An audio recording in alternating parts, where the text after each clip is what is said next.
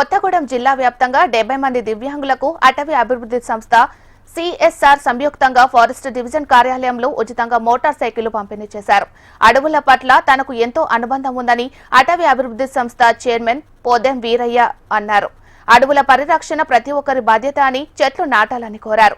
Collector సూచన మేరకు దివ్యాంగ లబ్ధిదారులకు మోటార్ సైకిళ్లను పంపిణీ చేశామన్నారు. అడవులు అభివృద్ధి చెందాలి, మానవాళికి అవి ఎంతో ఉపయోగపడతాయి. దాని మీద మనం అందరం కూడా కసరత్తు చేయాల్సినటువంటి తరుణం ఆసన్నమైంది. ఈ కాలుష్యాన్ని నిర్మూలించుకోవాలంటే అడవులే అవసరము. అడవులు ఉంటేనే ఈ ప్రకృతిలో మన అందరం కూడా ఏ జీవికైనా మంచి సమయాన్ని, మంచి జీవన విధానానికి ఉపయోగపడతాయి. ఆ అడవి అభివృద్ధి సంస్థ ద్వారా ఈరోజు లబ్ధిదారులను ఎంపిక చేయడం జరిగింది.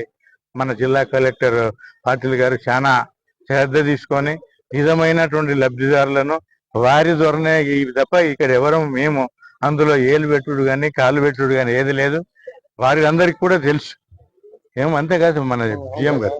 కాబట్టి మనం కూడా ఇట్లాంటి ఇంకా అభివృద్ధి చేయాలనంటే ఈ సంస్థలో పనిచేస్తున్నటువంటి మా అటవీ అభివృద్ధి సంస్థ సిబ్బంది అందరికీ కూడా ప్రత్యేక ధన్యవాదాలు చెప్పాలి. ఎందుకంటే ఈ రోజు వారి యొక్క శ్రమ వల్లనే ఈ రోజు ఇలాంటి సిఎస్ఆర్ గ్రాంట్స్ రావడం అంటే 500-600 కోట్లు ఉంటేనే ఇవ్వడం జరుగుతుంది. దీన్ని అభివృద్ధి చేసేందుకు మీ అందరి యొక్క సహాయ సహకారాల వల్లనే ఈరోజు ఈ లబ్ధిదారులను ఎంపిక చేసి మనం అందరం ఇవ్వడం జరుగుతున్నది. ఇది చాలా శుభ పరిణామం. ఇంకా కూడా అభివృద్ధి చేస్తూ ఇంకా కూడా ఈ ప్రాంతంలో మంచి కార్యక్రమాలు చేసేందుకు దోహదపడే విధంగా అటవీ అభివృద్ధి